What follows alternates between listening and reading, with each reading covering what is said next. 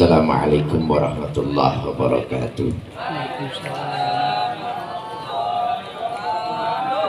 Alhamdulillahilladzi qad awjada min nurihi nuran bihi ammal huda sabaqal awalima bil wujudi bi asriha fal kullu minhu bil haqiqati mubtada.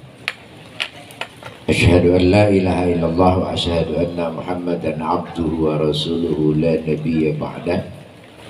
Allahumma fasalli wa sallim wa karrim wa azim ala sayyidina wa habibina wa syafiina wa maulana Muhammadin wa maulana Muhammadin wa ala alihi wa sahbihi ajma'in. Subhanaka la ilma lana illa ma 'allamtana innaka antal alimul hakim. Amma ba'du.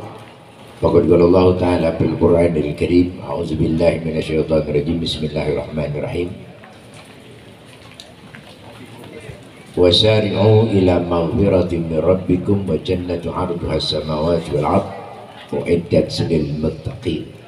Sadaqallah wa sadaqa Rasulullah sallallahu alaihi wasallam. Para alim ulama yang kita muliakan, mohon maaf tidak saya sebutkan satu persatu, namun tidak mengurangi hormat dan tahzim saya. Saya nggak sebutin atau takut ada yang kelewat. Panitia pelaksana, pengurus majelis taklim, para pencantik hidayah, hadirin jamaah sekalian yang mudah-mudahan kita semua dimuliakan oleh Allah Subhanahu wa Ta'ala. Alhamdulillah, dengan izin Allah malam ini kita kumpul dalam rangka menyambut bulan Muharram. Mudah-mudahan kumpul kita ini mendapatkan berkah dari Allah Subhanahu wa Ta'ala. Tentunya yang kedua, salawat dan salam kita sampaikan pada junjungan kita Nabi besar Muhammad sallallahu alaihi wasallam beserta keluarga dan sahabatnya. Tentunya kita berharap mudah-mudahan barokah salawat ini di dunia kita bisa mengikuti sunnahnya, dan di akhirat insyaallah sama-sama mendapatkan syafaatnya. Amin ya rabbal. Hadirin jamaah sekalian, yang pertama tentunya kita harus tahu Muharram dulu. Sejak Allah ciptakan dunia ini, Allah sudah membuat namanya bulan-bulan. Makanya orang Arab itu dari dulu kenal bulan, kenal tanggal, nggak kenal tahun. Jadi sejak sebelum Nabi lahir sampai dengan Nabi menjadi Nabi Muhammad sampai meninggal, orang Arab itu kenal tanggal, kenal bulan, kagak kenal tahun. Makanya orang Islam benar, yang paling benar namanya tahun baru. Kalau Masehi itu bukan tahun baru, yang tahun baru itu Islam. Jadi dulu orang Arab nggak kenal yang namanya tahun. Contohnya, Rasulullah lahir tanggal berapa? 12 bulan. Ada tanggalnya? Ada 12. Ada bulannya? Ada. Tahunnya? Gajah, ada tuh. Betawi dulu, engkong lu lahir waktu Belanda meledak begitu. Jadi nggak ada tahun tuh ya. Jadi Arab itu dari dulu kenal tanggal, kenal bulan, nggak kenal tahun. Yang kedua, orang Arab dahulu itu tidak tahu bulan yang pertama bulan apa.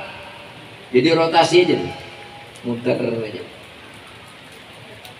Setelah Rasulullah meninggal, barulah akan ditetapkan kapan tahun pertama dan bulan apa yang menjadi bulan pertama. Saya singkat cerita aja. Ditetapkanlah Muharram sebagai awal dan tanggal pertama daripada bulan Hijriah. Kenapa diambil Muharram? Ini saya kaitkan dengan cerita yang kadang-kadang ceritanya nggak benar. Ini karena mohon maaf, banyak orang sekarang ngajinya copy paste. Jadi apa yang dia dengar dia sampaikan, belum tentu yang didengar benar. Kenapa kok jadi Muharram? Waktu itu Nabi setelah wafat pamannya wafat istrinya yang tepatnya di bulan Ramadan, Nabi diusir dari Mekah, Nabi berangkat ke Taif dalam rangka mengajak orang-orang Taif untuk masuk Islam. Ini saya cerita Taifnya dulu Bang nih, ya, biar paham ya. Karena ada banyak orang yang salah kaprah, katanya Isra Mi'raj ngambil perintah sholat. Ini salah kaprahnya nih. Jadi kalau ada orang bilang Isra Mi'raj ngambil perintah sholat, itu berarti kagak ngaji. Kenapa? Karena Nabi mau berangkat sholat duluan. Masjidil Haram sholat, Masjidil Aqsa sholat, di langit pertama sholat. Nah kalau naik ke langit mengambil sholat, itu sholat apa? Ya, makanya tujuan Isra biar bener. Ketika Nabi di Taif, Nabi dakwah, ngajaklah orang-orang Taif masih Islam. Apa dakwah Nabi? Di antaranya begini. Kata Rasulullah, ya wahai Bani Taif, kalau kalian masuk Islam, kalian dibangkit masuk surga. Kata Nabi gitu. Kalian kalau tidak masuk Islam, dibangkit masuk neraka. Pada kabilah yang kelima, salah satunya nunjuk tangan, ya Muhammad, saya mau nanya sama ente, boleh? Kalau ente bilang tadi sorga, masuk Islam, masuk sorga dan sorga indah. Kalau nggak masuk Islam neraka, neraka serem. Saya mau tanya sama ente, apaan? Ente udah ngeliat sorga belum? Pertanyaan ini luar biasa ya Bu ya. Ya Muhammad, ente udah ngeliat sorga? Belum. Udah ngeliat neraka? Lah belum. Gimana ente bilang sorga indah neraka serem? Ente sendiri belum pernah lihat. Ente orang gila Muhammad. Maka Nabi dianggap orang gila, ditimpukin, Nabi diusir dari Taif. Sampai Zaid bin Harisah itu berdarah-darah. Singkat cerita, Nabi diusir. Ini sebenarnya cerita panjang. Sampailah beliau ke Mekah percis di bulan Zulhijjah. Dalam kondisi kebingungan, datanglah 9 pemuda dari Yasrib, utusan dari Yasrib yang nyari Nabi. Ketemu Nabi, apa katanya? Wahai Muhammad, kami utusan orang-orang Yasrib, siap masuk Islam, siap bela Islam, tapi catatan, tolong ente datang ke kampung kami, damaikan 2 kaum yang gak pernah damai, yaitu kaum Aus dan Khazraj.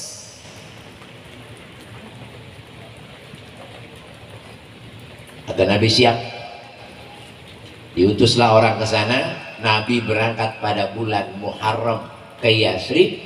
Luar biasanya Pak, orang Yasrib udah pada masuk Islam belum? Belum ya.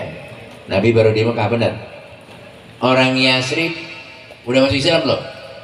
Belum ya. Tapi Nabi datang ke Yasrib disambut dengan Tola al-Badr. Orang Yasrib yang sekarang Madinah belum kenal Nabi, belum pernah didatangin Nabi, baru datang disambut dengan tola'at. Sementara Mekah kelahiran Nabi, Nabi usir. Luar biasa ini ya. Baik, saya nggak cerita itu. Ini sebenarnya cerita Isra dulu kan nih. Terbaru semua harga belakangan ya. Sampailah Nabi ke Yasrib, akhirnya alhamdulillah kaum Aus dan Khazraj dengan singkat mereka damai karena datangnya baginda Nabi kita Muhammad. Emang Nabi ngomong apa? Kok bisa damai? Tahu ceritanya gitu kan ya? Nabi datang langsung, emang ngomong apa? Orang perang bertahun-tahun nongol Nabi langsung. Emang ada Nabi ngomong apa? Ceritanya agak panjang. Ternyata orang-orang Yasrib itu adalah ahli kitab. Dia sudah tahu yang namanya Muhammad. Kalau Muhammad datang emang kita tungguin, dialah yang bisa damai ya. Jadi walaupun belum Islam tapi sudah ahli kitab. Singkat cerita, Islam mulai mercusuar di Yasrib. Yasrib dirubahlah oleh Nabi menjadi Madinatul Munawwarah. Itu kejadian bulan Muharram. Kemudian sampailah di bulan Rajab, orang-orang Islam di Madinah udah mulai kuat, Islam mulai jaya.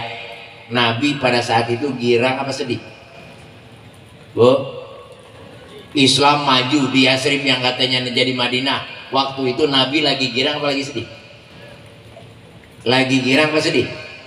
Kok banyak orang cerita Nabi Isra lagi sedih? Ya, ini banyak cerita ngaco nih. Meninggalnya bulan Ramadan, Isra Mi'rajnya bulan Rajab, 8 bulan. Masa Nabi sedih mulu 8 bulan? Ini ya, ini banyak cerita Isra ini. Kenapa saya banyak membuka ini? Karena saya lihat banyak ustadz-ustadz di sini nih. Ya, biar nyampeinnya kudu bener, jangan nyasar. Islam lagi damai, lagi enak, baru Allah Isra Mi'rajkan. Buat apa Allah Isra Mi'rajkan Nabi? Linuriyahu. Nih, tujuan Isra bukan sholat. Linuriyahu min ayatina. Kenapa di Isra Mi'rajkan? Innahu huwas samiul basir apa alim? Basir apa alim? Kenapa kok basir? Biasanya alim.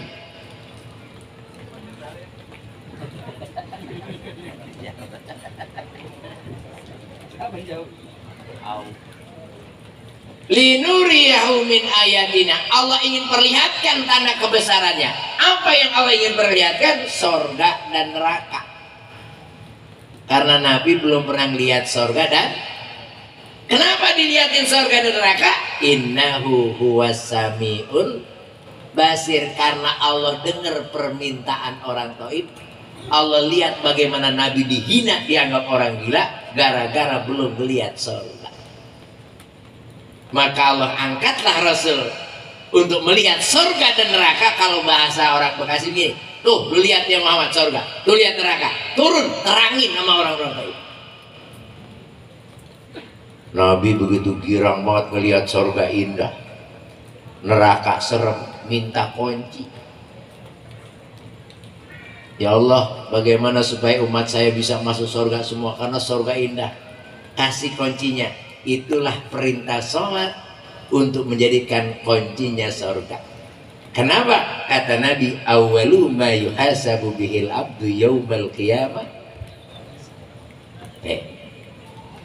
Nah, disinilah Muharram itu dijadikan tahun baru Hijriah.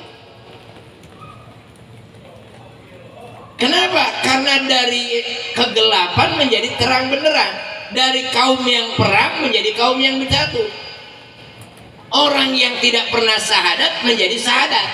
Benar. Orang yang belum pernah syahadat begitu masuk Islam bela Islam mati-matian. Tapi anehnya kita kadang-kadang tiap hari baca syahadat berantem kagak habis-habisnya. Bener. Kadang-kadang pengurus masjid sama pengurus masjid berantem. Ada gitu? Ada yang gitu? Padahal mas syahadat tiap hari. Bener. Ustadz sama ustadz ada yang kagak akur. Ustadz yang satu datang, yang satu pulang. Ada model gitu. Ada model gitu. Tai ledik.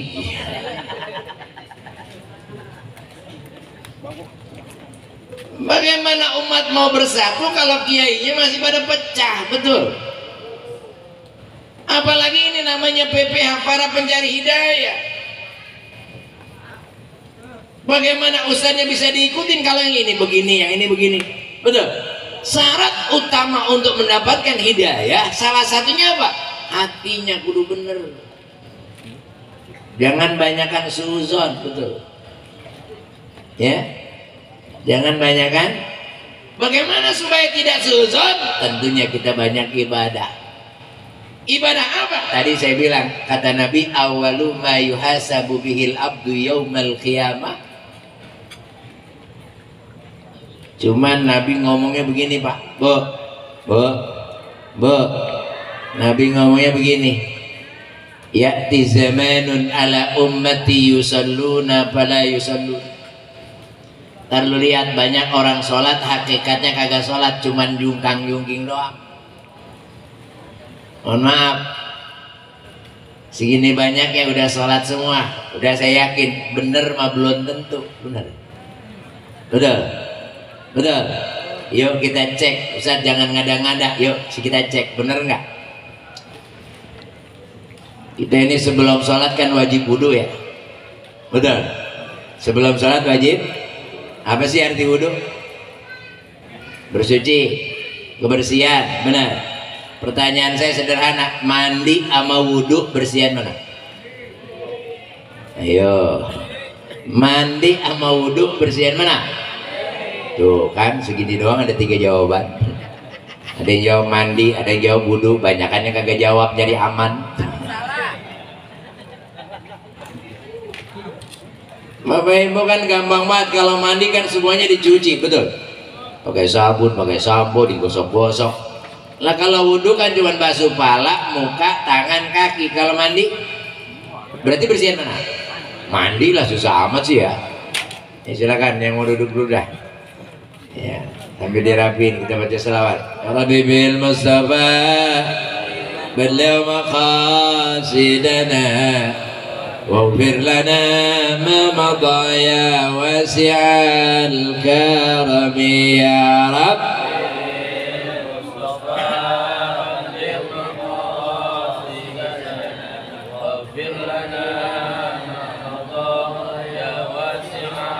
يا أكرم الخلق من لمن علوذ به سواك عند أولول الحادث الأمام يا رب بال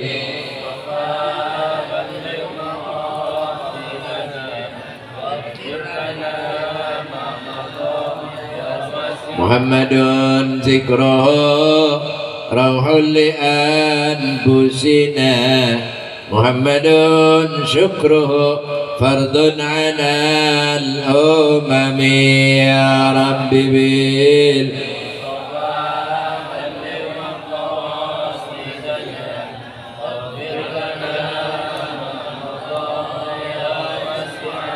اللهم صل وسلم.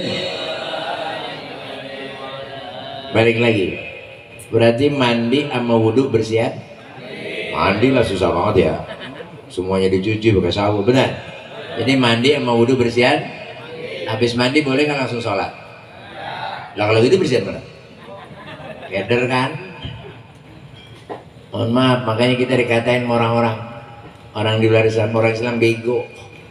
Habis mandi bersih-bersih cuci muka lagi, kan udah bersih. Kenapa? Kita gara-gara tahu tapi kagak paham. Mandi sama wudhu bersihan mana? Lah bersihan mandi. Orang kerjaannya sama kok, mandi cuci muka, wudhu cuci muka, mandi cuci tangan, mandi cuci kaki. Lah kenapa habis mandi kau boleh sholat? Kan kerjaannya sama. Ini dia pentingnya, kaidahnya. Apa kaidahnya? Apabila dua pekerjaan yang sama, salah satu harus diulang, pasti ada beda. Kalau nggak ada beda, nggak mungkin diulang. Apa bedanya? Doa. Mandi basuh muka nggak pakai doa. Wudhu ada Allahumma bayyid wajhi binurika yauma tubayyidu wujuha awliyaika wa la tusawwirni bi zulumatika kama tusawwidu wujuh adaika. Mandi cuci tangan nggak pakai doa. Wudhu ada Allahumma atini kitabi bi yamini wa hasibni hisaba yasira. Mandi cuci kaki nggak pakai doa. Wudhu ada Allahumma sabbit qadamayya ala siratil mustaqim. Kesimpulan, siapa yang wudhu basuh muka nggak pakai doa berarti bukan wudhu, cuci muka, mendingan mandi. Saya kagak yakin segini banyak hafal doa wudhu, kagak yakin kan? Ayo buka keran gitu, cek cuci tangan itu. Bagaimana Anda mau masuk surga kalau wudhunya nggak pakai doa dan wudhu nggak punya tujuan? Pak, kalau kita mau ke istiqomah kan ada syarat-syarat masuknya. Bener. Ke sorga itu juga ada syaratnya. Satu, awas, besok matahari sejengkal di atas kepala kita nih. Matahari sejengkal, panasnya luar biasa, sumber panas terbesar sedunia. Kira-kira kita jadi apa? Tapi kira-kira mau lumer mau adem? Mau lumer mau adem? Nah kalau lu mau adem tiap wudu doain pala lu, Allahumma adzillani tahta zilli arsika yawma la dzilla illa dzilluk.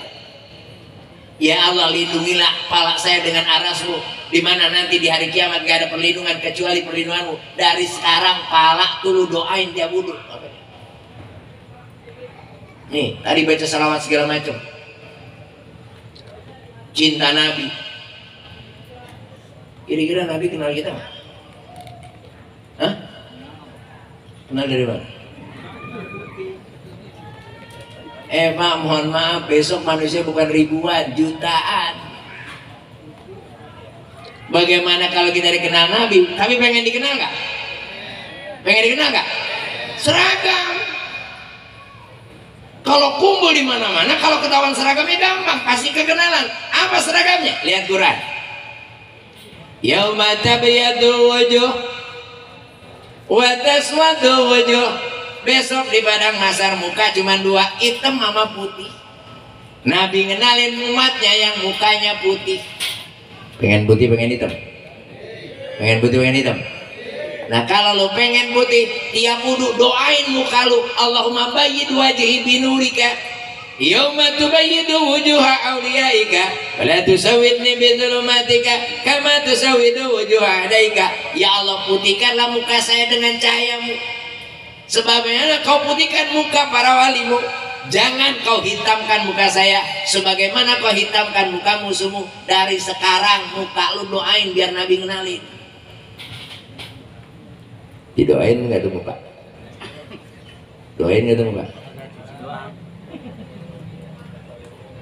Oh, kalau saya udah dikenalin Nabi apa saya masuk surga? Entar dulu. Wa may ya'mal mithqala dzarratin khairan yarah wa may ya'mal mithqala dzarratin. Awas, lu kerjaan lu di dunia ntar bakalan ditimbang. Kata Allah, ntar ada yang terima tangan kanan, ada yang terima tangan kiri. Yang tangan kanan insya Allah selamat, yang tangan kiri celaka. Pengen kanan, pengen kiri besok. Atau miwara izohri, atau dari belakang. Mau dari depan, mau dari belakang. Nah kalau mau dari depan, mau terima tangan kanan, doain tangan kiri. Allahumma a'tini kitabi biyamini wa hasibni hisaba yasir. Ya Allah, berikanlah catatan melalui tangan kanan saya. Kalaupun di catatan ini ada hisab, kasih yang ringan-ringan. Dari sekarang kita doain tangan biar nerima ya bagus, bukan asal basah. Oh saya udah nerima, berarti saya surga. Oh ntar dulu. No, ada jembatan Shirathul Mustaqim. Jangan-jangan lu ngelangkah doang kecebur. Ada yang udah mau tinggal nindak selamat kecebur, ada gak? Kita pengen kecebur, pengen selamat. Kalau lu pengen selamat, kaki lu tiap wudu doain Allahumma sabit qadama ya ala siratil mustaqim. Ya Allah, tetapkan kedua kaki saya ketika berjembat di Shirathul Mustaqim. Tapi ingat, ada juga sih yang bantu selain doa. Apa? Korban ya. Bener. Korbannya orang sini mungkin insya Allah pada bener, tapi di kampung saya banyak kan salah. Kenapa? Kata dia kalau korban harus yang bagus dong binatangnya ya. Kambingnya kambing yang mulus. Kenapa? Ntar begitu dari jembatan Shirathul Mustaqim kita naik kendaraan yang kita korban. Betul gitu ya? Teman saya yang waktu lu korban lu minta paha, berarti pincang besok. Kampung saya salah tuh. Banyak kayak gitu. Iya. Tapi kita yang pengen kendaraan bagus tapi minta paha, berarti pincang terus. Ya. Itu di kampung saya, ke sini semua enggak benar di sini. Baik. Itu dari mulai syariat dan hakikatnya. Sholat lebih itu juga. Banyak kita ini yang melakukan sholat secara syariat kayaknya bener, tapi belum tentu. Pak, jangan sekedar tahu bumbu sayur asem, tapi harus tahu ngolahnya bener. Tahu sih masak sayur ini. Nah kalau lu nggak tahu cara masak ya kagak bener. Masak sayur asem yang paling dulu direbus apa namanya payak, di jagung belakang lah modrok. Bener nggak gitu? Bener nggak?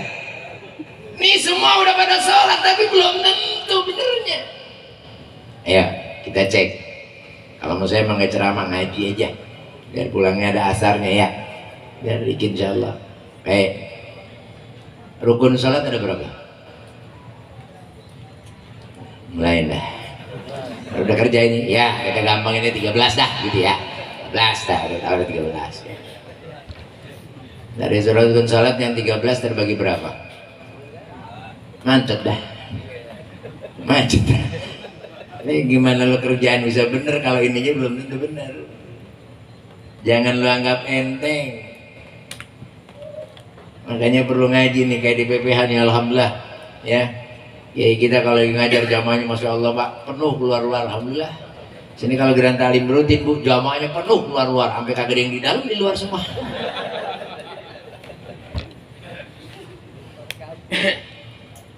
Baik, rukun sholat 13 terbagi 3. Ini saya sekaligus kepada praktek. Supaya apa?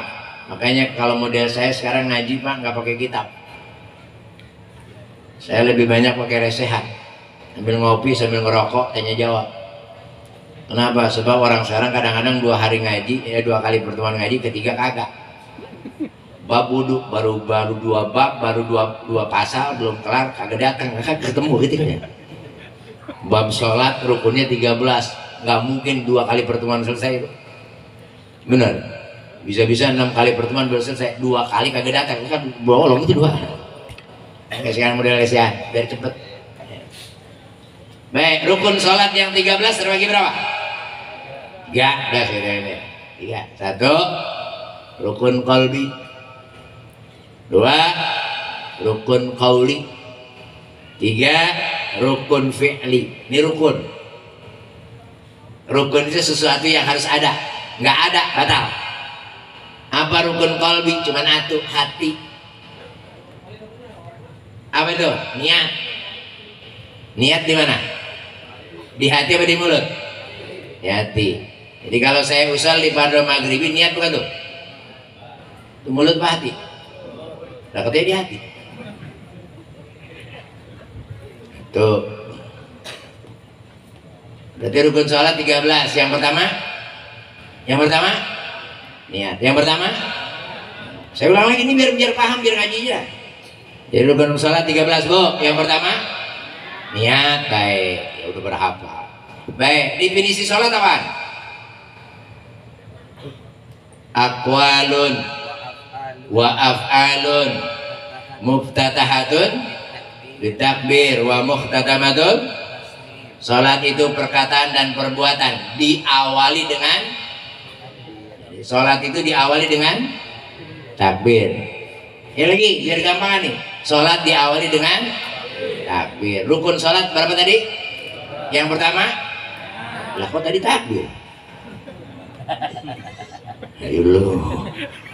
Ayo nih mana sih yang bener nih? Ya di prank. Nih di sini nih kadang-kadang prakteknya yang bisa salah. Oh kalau gitu rukunnya salah? Enggak, rukunnya bener. Definisi salah? Enggak, definisi bener. Kenapa? Karena kita nggak tahu prakteknya. Sholat itu diawali dengan takbir, diakhiri dengan salam. Rukun sholat yang pertama niat. Nah, oleh karena itu niat dibagi oleh ulama. Rukun sholat ada 13, yang pertama niat. Niat di mana? Di hati, bukan di. Jadi gimana? Kalau usul itu namanya lafaz niat. Takbir itu apa sih Pak? Bu, takbir apa Bu? Ucapan Allahu Akbar. Takut banget ngucapinnya ya. Apa itu takbir? Allahu Akbar. Takbir itu Allah. Jadi kalau saya baru Allah, udah takbir belum? Belum, karena belum bar. Nah disinilah masuk 2 definisi. Karena sholat diawali dengan takbir, rukun sholat diawali dengan niat, maka ulama mengatakan ketika Anda mengatakan Allah, hati Anda ngomong sebelum bar, saya niat sholat maghrib 3 rakaat, hu akbar, berarti takbir dengan niat berbarengan. Itu adanya di dalam hati. Ada orang bener disalahin, orang salah dibenerin. Ada imam emang dia ngerti, niatnya ada di takbir, Allah, panjang Allahnya, Allah, orang dia lagi masukin ya, repot, kata dia lama amat begitu.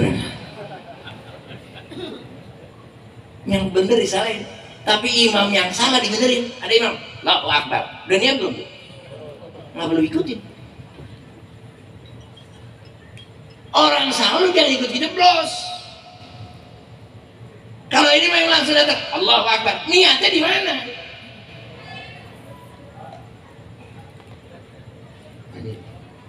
Makanya pelajaran-pelajaran yang kecil. Paham dia? Jadi ketika Allah, kalau lapas lebih bagus, tambahin salli pada maghribi, tapi bukan niat, lapas namanya. Salli pada maghribi salasa rakaatin. Istaqbilal qiblati dan lihat Allah. Ketika Allah hati kita ngomong. Niat salat maghrib 3 rakaat akbar. Jadi dua-duanya dapat, lapas dapat, niat dapat. Ustaz, saya nggak pakai lapas saja, boleh. Kalau pakai niat, batal. Rukun kauli, ucapan. Terbagi berapa? 6. Salah satunya ucapan takbir, itu kauli, ucapan, omongan. Minimal ada suara, karena beda sama hati.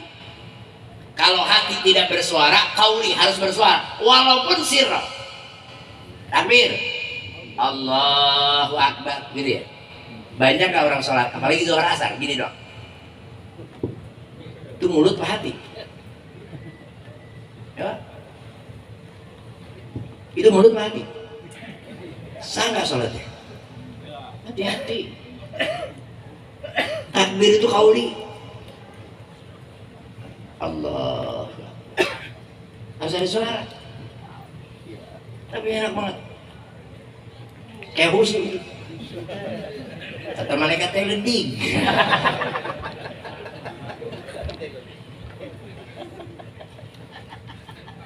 Kauli. Takbir. Apa lagi? Fatihatul kitab. Itu kauli itu.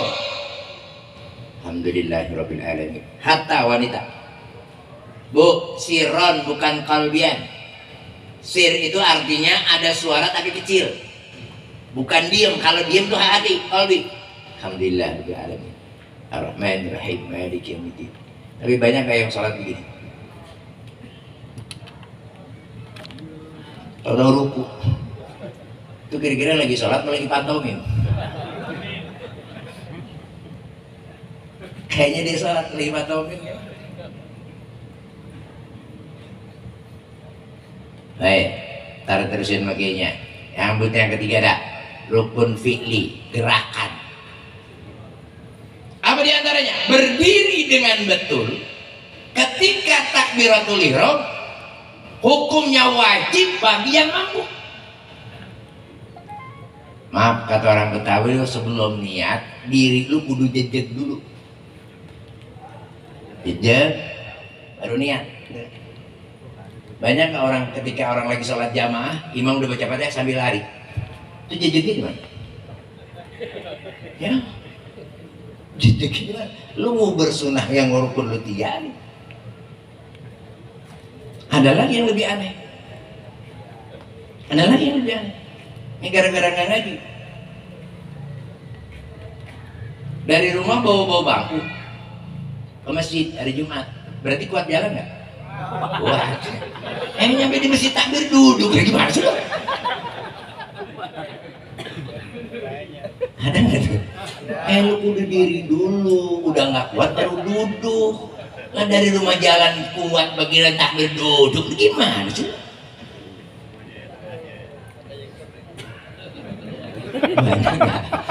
Banyak kamu dulu gitu.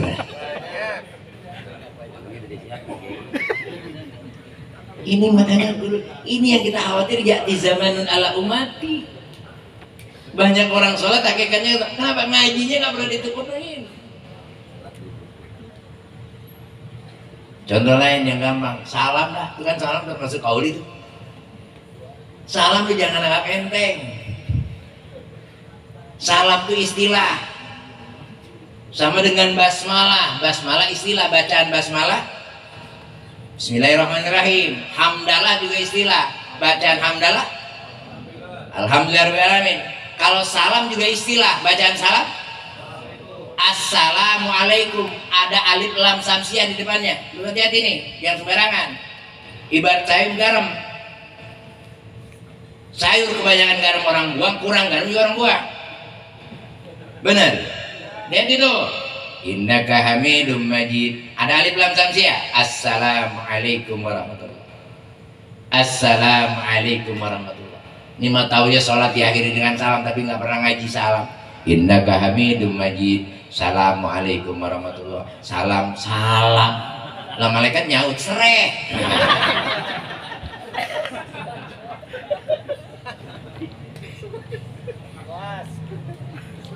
Kenapa? Karena kita. Makanya apalagi PPH para pencari hidayah. Nah kalau mau dapat hidayah sholatnya udah dibenerin. Ini yang penting. Kenapa? Karena yang pertama ditanya nanti di hari kiamat ini. Kenapa sholat menjadi ukuran? Allah jawab dalam Al-Quran. Inna a'tainaka. Manusia kata Allah, gue udah kasih nikmat sama lu banyak banget. Badan lu harganya bukan juta, miliar. Gak buat beli. Mata, kredit mata. Masya Allah. Jantung, empedu, darah. Ini badan kita bukan miliar, triliun. Wa in ta'udu nikmatallahi la tuhsuha. Kalau lu itu gak kehitung. Bener. Jangankan mata, jangankan hidung ini aja segini. Nikmati gede banget nih. Apa nih? Saya bilang bukan alis, namanya binatang aneh.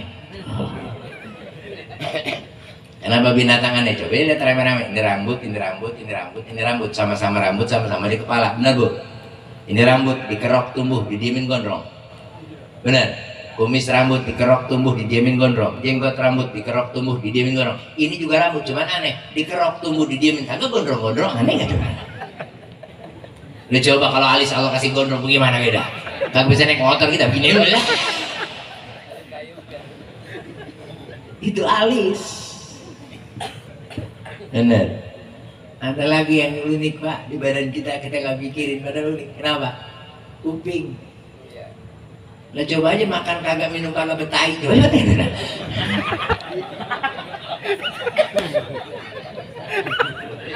Hebat gitu ya. Makan kagak minum kagak tapi betahi dia. Nah, tapi sih Allah bikin tahi kuping. Nggak sadar ya? Ternyata tahi kuping itu begitu-gitu pengaman. Kenapa tahi kuping pengaman? Karena rasanya pahit. Pahit apa manis ya? Saya mau beli dulu, katanya belum nyobain, saya tahu pahit. Dari mana tahunya pahit?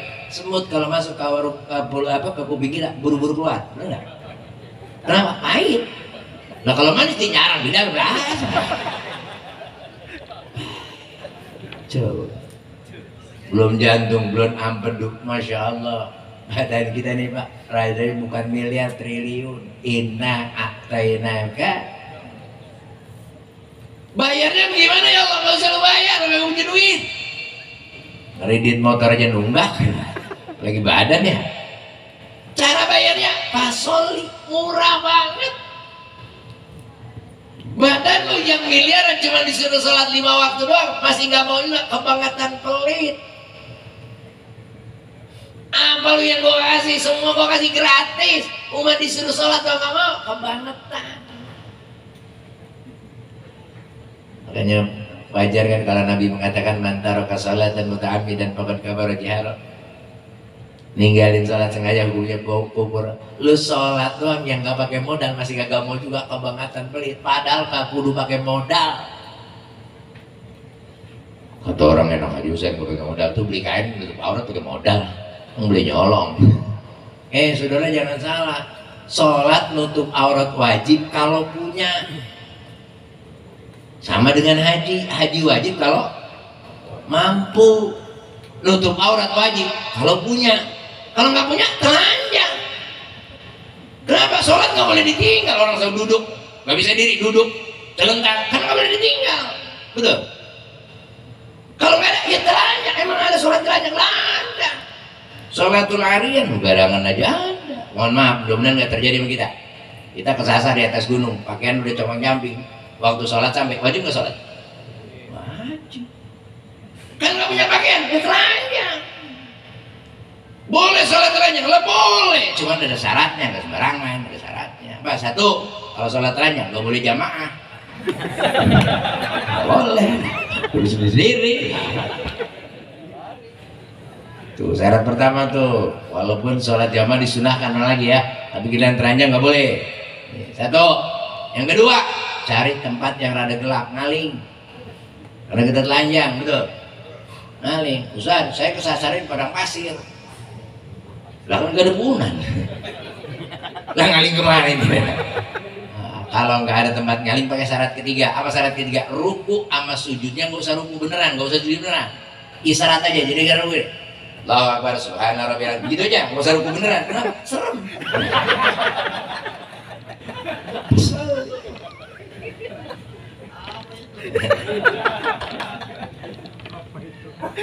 Pasal yang bagaimana? Pasal yang dirabika dong. Yang ngasih kita hidup siapa?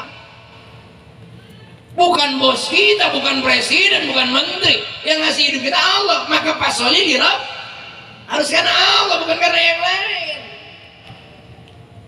Untuk bisa, nah ini PPH. Makanya pakai bismillah. Kullu amrin zibalin lam yabda'u bi bismillah bahwa abtar. Apa aja kerjaan nggak pakai bismillah ditolak. Lah bagaimana bismillah jadi pahala kalau baca bismillahnya kurang pas? Pak, kenapa kurang pas? Karena kita jadi setan aku-aku. Yang kita punya, perasaan kita punya, padahal mau kagak punya. Makanya ngertiin bismillahnya rada kurang pas. Apa bismillah? Bismillahirrahmanirrahim artinya apa? Dengan nama Allah yang Maha Pengasih. Nama Allah apa? Katanya dengan nama Allah. Nama Allah apa? Tuh, ada nggak sini? Alif, lam, lam, ha, kan nama Allah tuh ya. Jadi saya tulis nih, ada juga alif, lam, lam, ha, gitu kan? Itu apa tuh? Allah apa nama Allah? Hah? Tulisan kan? Tulisan itu nama Allah apa Allah? Nama kan? Nama Allah apa Allah? Berarti kalau Anda bilang dengan itu, kan dengan nama Allah. Berarti dengan itu yang Maha Pengasih Penyayang. Berarti itu nama Allah yang Pengasih Penyayang. Ayo, yang berbengong. Kan sering tuh ada tulisan lafaz Allah, alif, lam, lam, ha, gitu kan? Itu nama Allah apa Allah? Bu, nama Allah apa Allah? Nama, betul. Berarti kalau ibu bilang mau minum dengan itu, dengan nama tadi ya, yang Maha Pengasih, Maha. Jadi yang Maha Pengasih penyayang siapa? Nama. Allahnya mana? Keder ya. Maka ba itu yang lebih pas jangan diartikan dengan atas nama. Ini acara nih, walimah, saya disuruh sambutan sama tuan rumah atas nama. Bukan saya ngomong terima kasih, sebenarnya saya atas nama tuan rumah. Bukan gue yang punya acara. Mohon maaf, bukan gue atas nama, betul. Kita kalau mau minum, saya sebenarnya atas nama Allah saya bisa minum. Kalau gerakin nggak akan bisa minum. Saya bisa melihat atas nama Allah. Kalau Allah nggak kasih lihat, nggak akan lihat. Bukan dengan itu, atas nama Allah saya bisa melihat, atas nama Allah saya bisa melangkah, atas nama Allah saya bisa bergerak. Semua atas nama Allah. Gua nggak punya apa-apa. Itu namanya bismillah.